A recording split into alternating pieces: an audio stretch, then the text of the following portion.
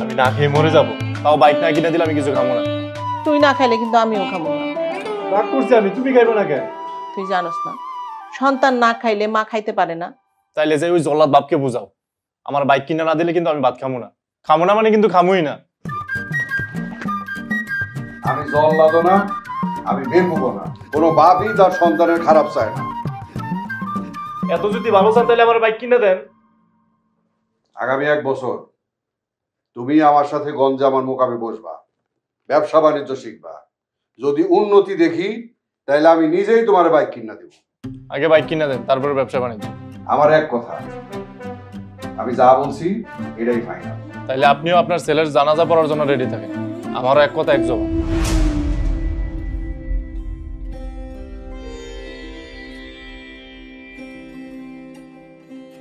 Bike আমি তোমারে আগামীকালকে কিনা দেব, তা আমার একটা শর্ত আছে। কি শর্ত বলেন, আমি রাজি। আগে শর্তটা শুনো। বলেন। আমার বন্ধু কাশেম ব্যাপারীর মেয়ে লতিফারে তোমার বিয়া করতে হইব। কি বলেন এসব বাবা? আপনি টাকার জন্য নিজের ছেলেকে বিক্রি করে দিচ্ছেন? নিজের ছেলেকে বিয়ে দিয়ে মেয়ের বাবার কাছ থেকে যৌতুক হিসাবে মোটরসাইকেল আনবেন? আমি এই সামাদ মাতব্বর যৌতুকরে ঘৃণা করি। ভাই, আমি আমার নিজের টাকা দিয়ে তোমারে কিনা দেব, কিন্তু বাইক পাইতে চাইলে আমার পছন্দ করা ওই লতিফারেই তোমার বিয়া করতে হইব। মা, বাবা এসব কি বলে? এটা আপনি কেমন শর্ত দিলেন? কার না কার সাথে আমার পোলাটার বিয়া দিবেন? আপনি কি আমার পোলাটার জীবন নষ্ট করে দিতে চান? তোমার পোলার যে চাল চলন, তাতে তো আমি সন্দেহের মধ্যে আছি। তোমার পোলার লগে বিয়া হইলে ওই মায়ের জীবনটা না ধ্বংস হয়ে যায়। আমি এসব শর্ত মানি না। সেটা তোমার বিবেচনা। লতিফারে বিয়া করলে তুমি সাথে সাথেই বাইক পাইবা, তা না হইলে 1 বছর ধৈর্য ধরো, আমার লগে ব্যবসা শিখো। মা, বাবা এটা কি শর্ত দিল? সারা জীবন শুনলাম মানুষ বিয়ে করে যৌতুক হিসাবে পায় মোটরসাইকেল, আর আমি পাচ্ছি যৌতুক হিসাবে বউ। কিছু বলবা? আপনার পোলা আপনারে কিছু বলতে চায়। পোলায় কইতে চায়, তুমি কথা কইতেছো কেন? হের জবান নাই, হের জবান দিয়ে হারে কইতে কও। বাবা, আমি আপনার শর্তে রাজি। আপনি বাইক কেনার ব্যবস্থা করেন। তাই নাকি? তাহলে আমি আমার বন্ধু কাশেমের লগে কথাবার্তা শুরু করি। আর আমার বাইক? ওইটা নিয়ে চিন্তা করো না, তোমার বাইক তুমি পায়া দেবে। আজেদা, তোমার পোলারে খাবার খাইতে কও।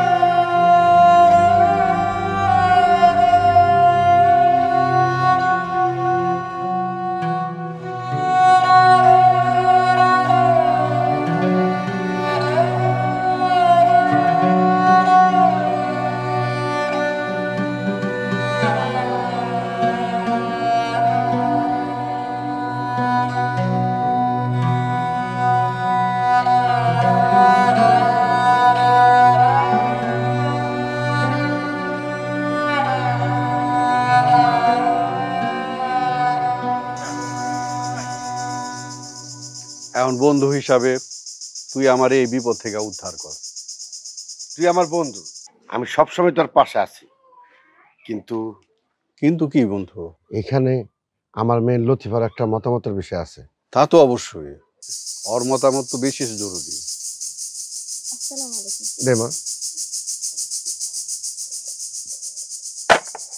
আসসালামু আলাইকুম।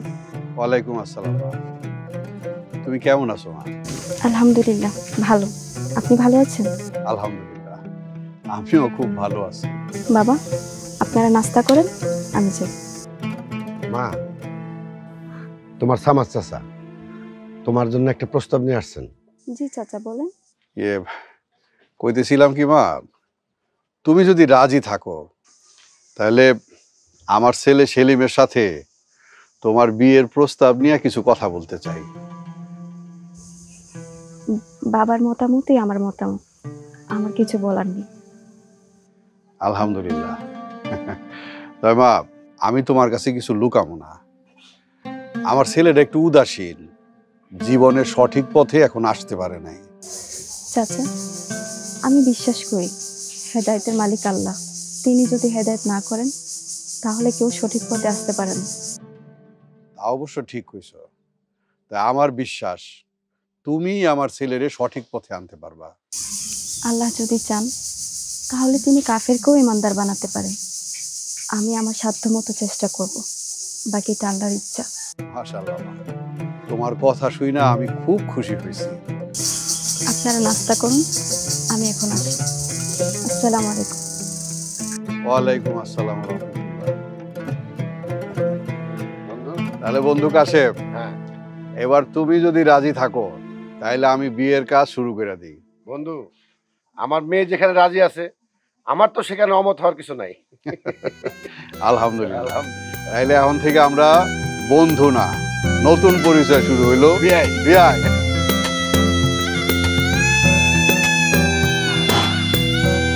আসসালামু আলাইকুম। ওয়ালাইকুম আসসালাম।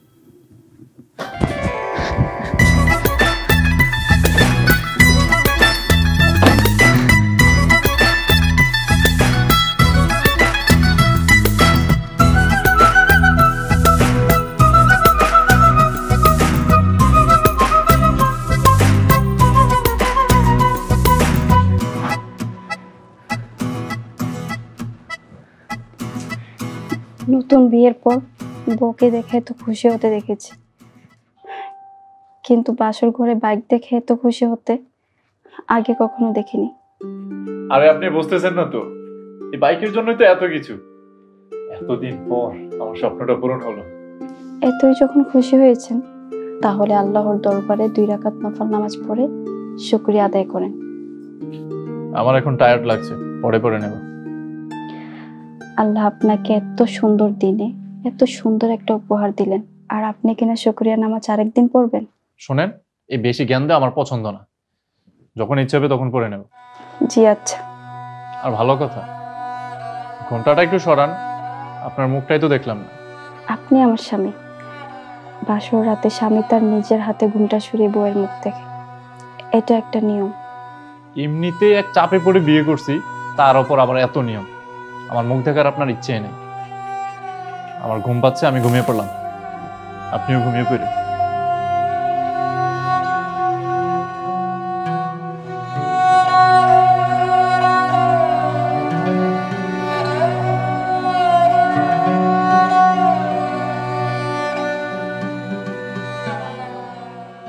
الله أكبر الله أكبر